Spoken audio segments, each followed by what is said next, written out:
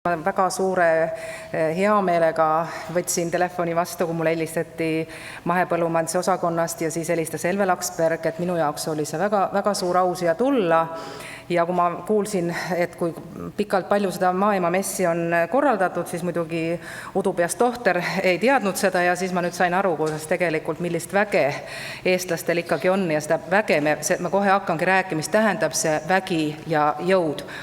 Ja viimased 10 aastat ma olen siis ka soovitanud ravile lisaks toidu muutust, toidu valikut ja teate, täie kindlusega ma ütlen, et allergiat taanduvad, väsimussündroomid taanduvad ja nii edasi. See ei pea üldse paika, öeldakse, et ei ole mitte mingit vahet, mida me siis endale suhu pistame. Ja minu tänase loengu teema on tark ja arukas toiduvalik annab tiivad mahepõllumajandusele.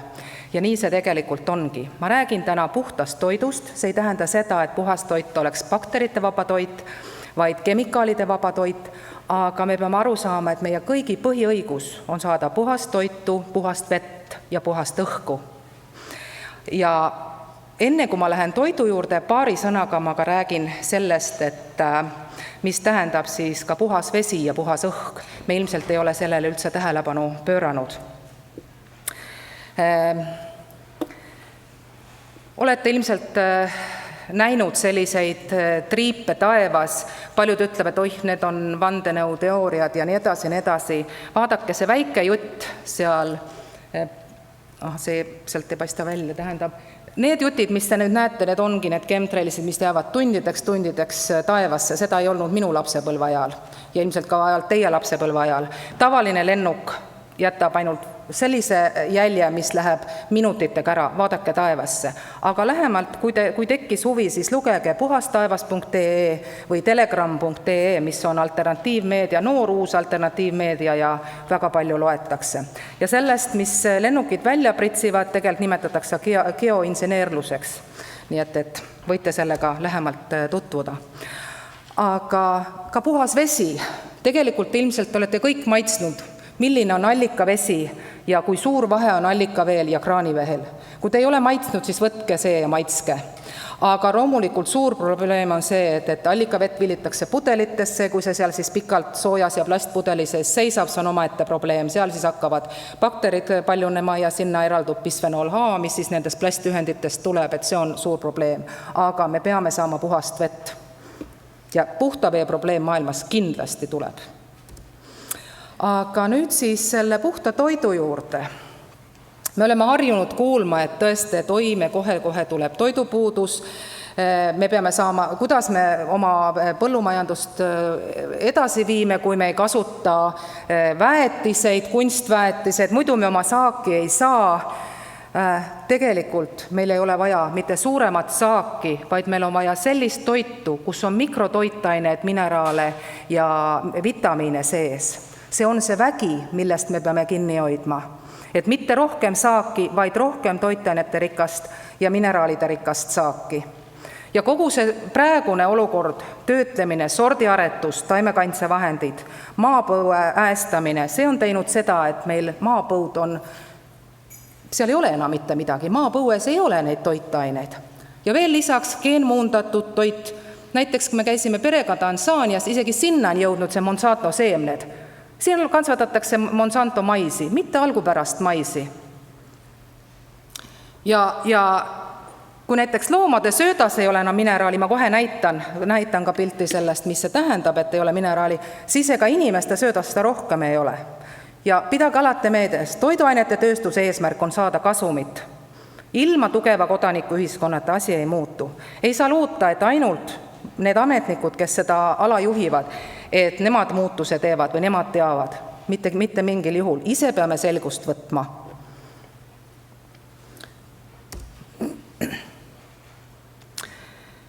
Nüüd on õnneks palju tulnud selliseid väikseid firmasid ja palju räägitakse väetaimedest, väejookidest, väemarjadest. Isegi Siiri Sisask laulab, et mis maa see on, rahvas täis imeväge. Seda väge peab olema meis endas, seda väge peab olema meie toiduainest. Ja kus see siis vägi tuleb ja kuhu ta läheb? Ta tuleb sealt maa sees ja ta tuleb meisse, ta tuleb meie taimedesse. Kõik loodusseadused ikka toimivad, kõik toimib spiraalidena. puuoksad kasvavad spiraalidena, loomad jooksevad õues spiraalidena, meie juuksed spiraalidena, et nii edasi, nii edasi.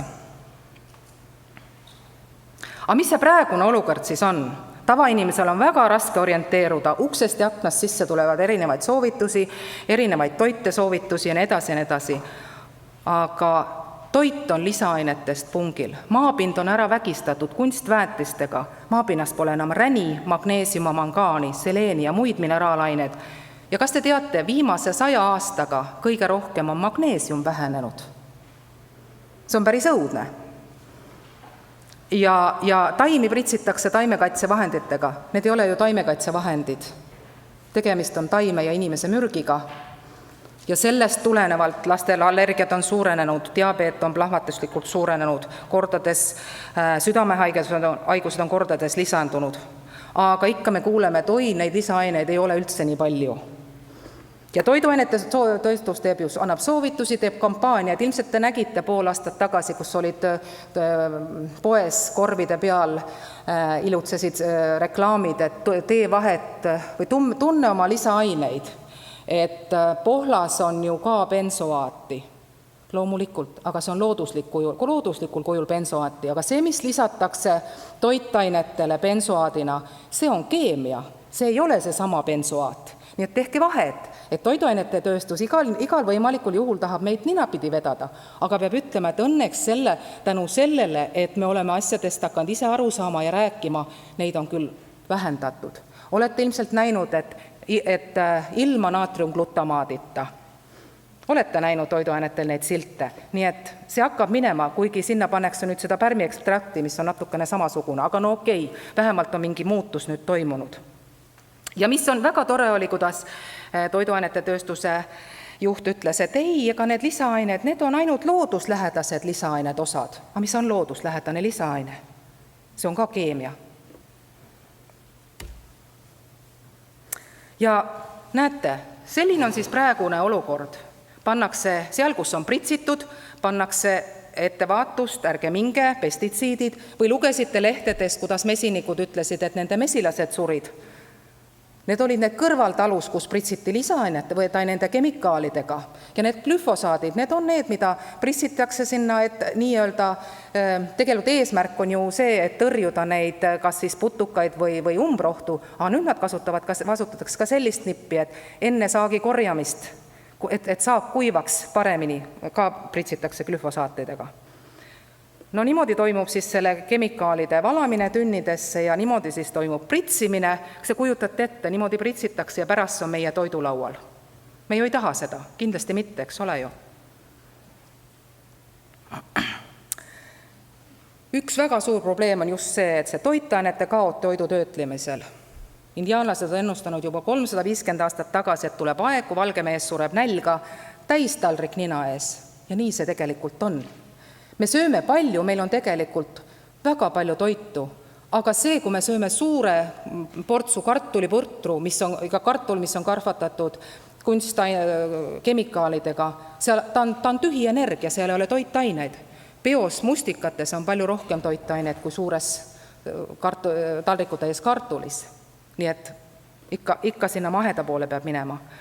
Ja näiteks on põlisrahvad, kes elavad metsade sees tegelikult, nemad oskavad hinnata kollast võid ja nende vaist ütleb, et mis on tervislik, mis ei ole.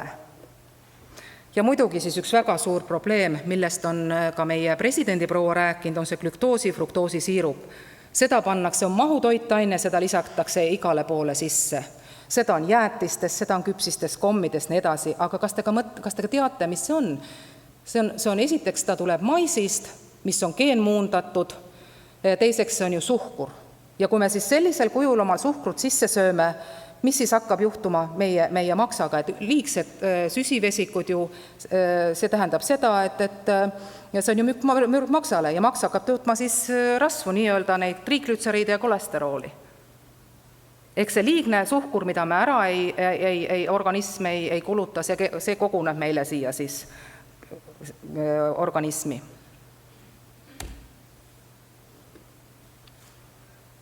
Ja kogu see rünnak ju tegelikult on meie hormoonsüsteemile, on nad siis kemikaalid, mida pritsitakse, või on ta siis liigne suhkrusisaldus, või on ta siis liigselt fluori, broomi või muid lisaaineid, radiatsiooni. See tähendab seda, et esimesena läheb meie nii-öelda hormoonsüsteem, meie kilpnääre, meie pankreas ja nii edasi. Need on esimesed kohad, mis meil siis hakkavad järgi andma. Ja kas me oleme mõelnud, et näiteks jaapanlased saavad joodi 50 korda rohkem kui meie. Ja kohe ma räägin sellest Jaapanist ka veel lähemalt, aga nüüd selle mineraalide sisaldus Eesti hobuste põhisöötades, seda on uuritud. Ja on tehtud Eestis 30 heina analüüsi, milles siis on tulnud esile, et ka mitmed oluliste mikroelementide tase ei ole hobuste jaoks piisav. Oli näiteks puudus mangaanist, tsingist, seleenist. Ja need on ju ka olulised immuunsuse tõstjad. Aga kujutage ette, kui selles hobuse heinas ei ole vajaliku koguseid mineraalaineid. Ei tea, miks siis see meie heinasse neid rohkem oleks. Seda sama maapinda ju meie kasutame, aga huvitaval kombel, et meile seda ei öelda, et inimesel seda puudus võiks olla. Aga vähemalt et hobuste eest hoolitsetakse. Ja vaadake, mis toimub siis toiduainete töötlemisel. Need toiduainete kaod, mida siis indiaanlased on öelnud, et neid ei ole enam. Kui me võtame kas või eheda maheda rukkileiva või ütleme ka kas või tavalise rukkileiva ja pärast seda, kui me hakkame seda röstima, on see siis leiba või saia, kui suured kaod toimuvad. Või võtame täisterasaia ja võtame, ütleme, sellise kuklikese, kus on juba rafineeritud jahu sees. Vaadake, mis toimub kaltsiumiga, fosforiga, kaaliumiga, magneesiumiga, rauaga, tsingiga, mangaaniga ja vasega, et kõik see pea üle 50% toimub see kadu. Ja minu arust kõige parem näide on ikkagi see mustika näide. Meie metsamustikas, milles on siis palju C-vitamiini, palju mangaani ja kõrval siis see aretatud mustikas. Aretatud on see nii-öelda aiamustikas, mis tegelikult maitse on ju ka väga hea, aga see kadu, toitainete kadu on 96% C-vitamiinil ja mangaanil. Et see on see, mis siis toimub, see tähendab seda, et see algupärane toit, see väetoit, see meie mustikas, see on see, aga kui näiteks jaapanlane tuleb ja võtab meie mustika, ütleb, et oi, teil on nii tore mustikas, ma tahan endale ka, võtab selle ja läheb istutab Jaapanisse, see ei ole enam seda. Ta ei saavuta enam seda väge, seda jõudu, mis on meil. Nii et kas need samad supermarjad, need kotsimarjad, need edasi, kui me võtame selle ja hakkame tagaaias kasvatama, me saame seda kasvatatud, aga tal ei ole enam seda jõudu ja seda väge. See peab olema algupärastes tingimustes kasvanud. See on see oluline asi. Ja mis toimub siis selle suhkruga? Täisroogsuhkur, vaadake, kui palju on seal sees proteiini, rasvu, mineraalaineid, kaltsiumi, fosfori, rauda, naatriumi, kaaliumi ja edasi. Ja mis toimub siis, kui hakkab see valge suhkur tulema? Seal on ainult puhas energia, pole ühtegi toitainet enam seal sees. Nii et ikka see ehe täisroogsuhkur, kui suhkrut keegi kasutada tahab. Või miks mitte mett? Ja näete, ka need aminohapped on kõik olemas täisroogsuhkrus, kõik mineraalaine või aminohapped, ja mida enam ei ole siis tavalises valges suhkrus või tuhksuhkrus, midagi ei ole enam. Ja need lisaained me siis näeme ju, läheme poodi, me loeme ja vaatame, oi, need on seal nii palju, neid peab lausa prillidega või suurendusklaasidega siis vaatama, muidu ei saa aru, need on nii väikselt seal kirjas, ja nad lisaained ei tohiks kahjustada ju meie inimese tervist. Ja olukord oli hoopis teine 15 aastat tagasi, kui need lisaained hakati lisama, võib-olla juba 20 aastat tagasi. Neid olid ükshaaval ja nüüd neid on ju 5, halvimal juhul lausa 10 seal sees. Ja keegi ei ole tegelikult uurinud nende lisaainete koostoimet, mitte keegi. See on uuritud ainult üksikud lisaained ja öeldakse, et need ei ole kahjulikud.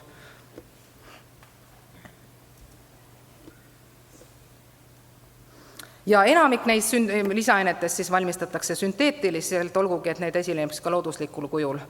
Ja tõesti, kui me paneme seda pohla või jõhvika oma õunamoosi, siis ta tõesti säilib ka pikemalt, seda me ilmselt oleme kõik aru saanud ja näinud.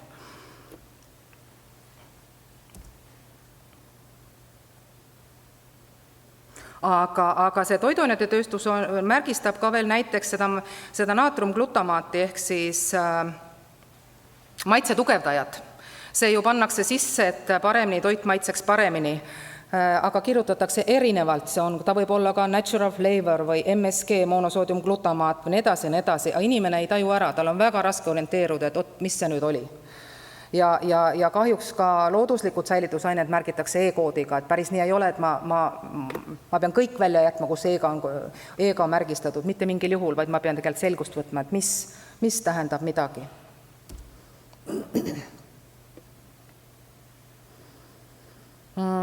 Mõne sõnaga floorist, ehk siis floor oleme harjunud kuulma, kuidas floor on ju kasulik meie hammastele, kõigil hammaspastatel ju loeb, et hambaarstide liit soovitab.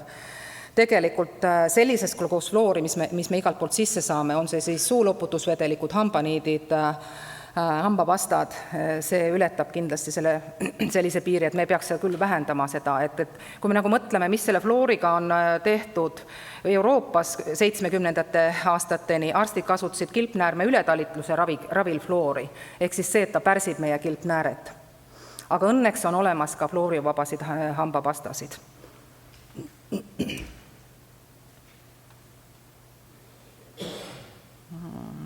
Ja see joodist, et see jood on tegelikult kilpnäärm on organ, mis kasutab joodi enda hormoonide moodustumiseks ja jood on meil ülioluline ja nagu ennem juba mainisid, jaapalased kasutavad kordades rohkem joodi kui meie.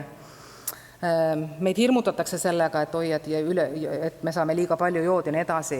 Nüüd on läinud olukord selleni, et meil on ju naatriumkloriid ehk puhas lauasool. Sinna siis on küll lisatud joodi sisse, aga see puhas lauasool ei ole meile kasulik ja kui see ära jätta ja minna üle siis loodussooladele, siis me peaks ikkagi joodi juurde tarbima. Ehk siis on olemas merevetikad, on olemas ka jooditilku ja nii edasi.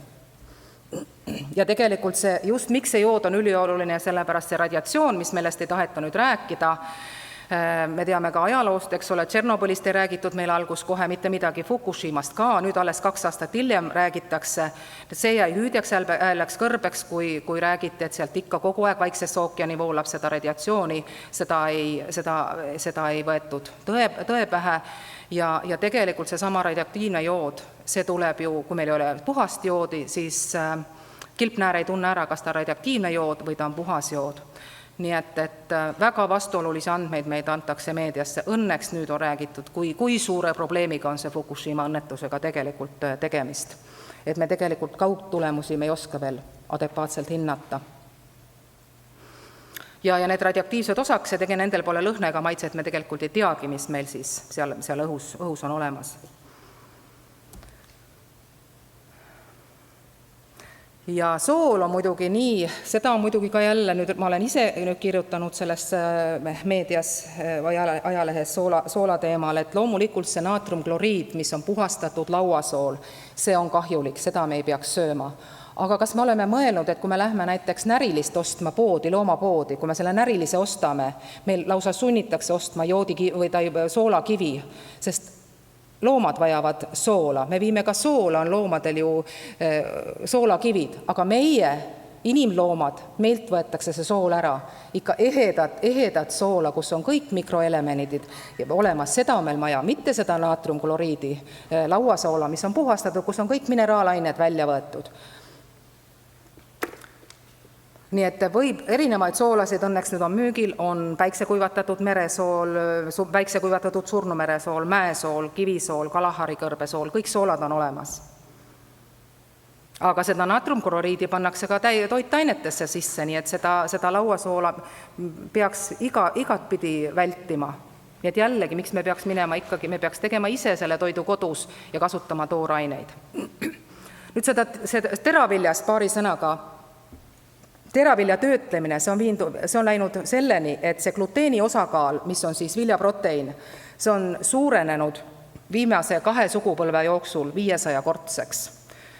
Sellepärast meil on vaja seda algupärast nisu kasutada, speltanisu, mitte muid teravilju sellisel kujul või siis tõesti mahetoodangut, aga see gluteen on paljude autoimmuunhaiguste taga, liigeste haigused, allergiad, kilpnäärmehaigused, nii edasi. Ja lisaks sellele, et seal on gluteeni, on seal ka tärklist hästi palju, ehk suhkrut. Tärklis kohe laguneb suhkruteks. Ja siis meeste armastatud õlu, seal on humalat hästi palju sees. Humalat on hakatud lisama ilmselt viimase 300-400 aasta jooksul, vanasti ei pandud humalat. Nii öeldakse, et maitse pärast, aga mis on humal? See sisaldab naisöstrogeene. Nii et ärge palju õltsi jooge, siis tuleb meestel ka tissid. No see oli nüüd natukene nali, aga siin oli tõtt ka. Ja need kemikaalid, mis tulevad plastikutest, õnneks nüüd on räägitud bisfenool A-st. On räägitud, et oi, me ei tohigi neid lutipudeleid lastele enam kasutada, kus on seda bisfenool A-d. See on kohe, kahjustab meie hormoonsüsteeme jällegi. Ja me saame plastist siis need naishormoone, mida nimetatakse ksenoöstrogeenideks. Need on metallkonservipurkides, vooderdatakse selle plastikuga, on pehmed muud plastikud, kõik pannakse plastikusse ja kui me paneme veel ta sooja kätte, siis hakkab neid sealt tulema sinna toidu sisse kohe korralikult. Nii et kui üldse plasti kasutada, katsuge võimalikult kõva plasti kasutada. Ja see plasti hulk on läinud maailmas nii suureks, et on juba nähtud, kuidas loodus on reageerinud, on tulnud hermafrodiitkalu ja loomi ja nii edasi. Meeste viljatus on vähenenud, meil ei olegi enam korralikke mehi varsti, kellega viljastada oma lapsi. Ja munnandivähki haigestumine on plahvatuslikult suurenenud. See on väga tõsine probleem, aga me ei teadvusta seda.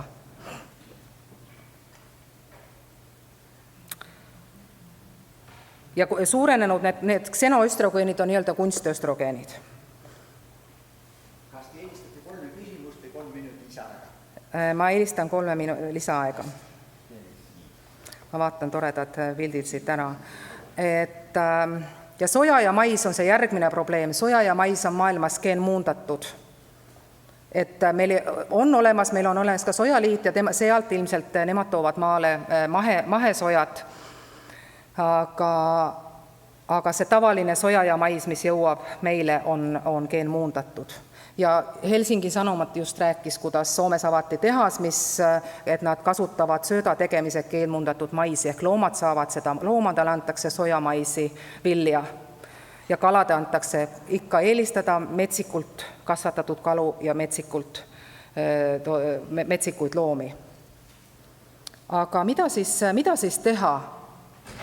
Igal juhul mahetoodang ausse, võimalikult töötlemata kujul, GMO-d kindlasti vaadata ja küsida, kas on GMO, toiduringid, talunikud, maheletid, kõike kasutage. Mida algupärasemal kujul toit, seda parem. Tuua tagasi või, mitte see margariin. Margariin on kunstlikult toodetud. Ja teate, me suudame seda ise mõjutada. Kui me ostame või ja jätame margariini leti peale, võite kindlad olla, et niimoodi reageeritakse tarbijale.